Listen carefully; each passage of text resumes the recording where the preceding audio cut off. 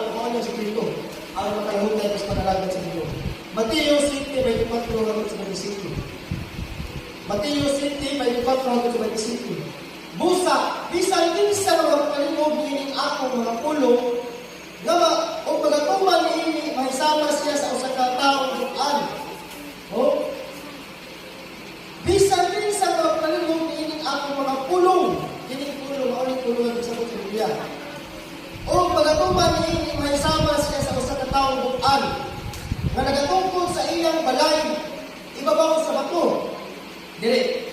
Ug unya migundak ang ulan ug mibulog ang mga baha ug mihunos ang mga hangin ug mihapak ni adtong balaya apan kadto wala kapukan mga igsoon. Shout, praise the Lord. Ingon diha kay natungkol man ibabaw sa bato.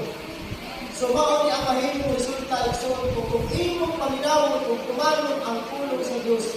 Ang tambag sa ato mga magawali igsoon kung ingon diha gusto-gustuhon na kas problema igsoon kung nawa yung damham.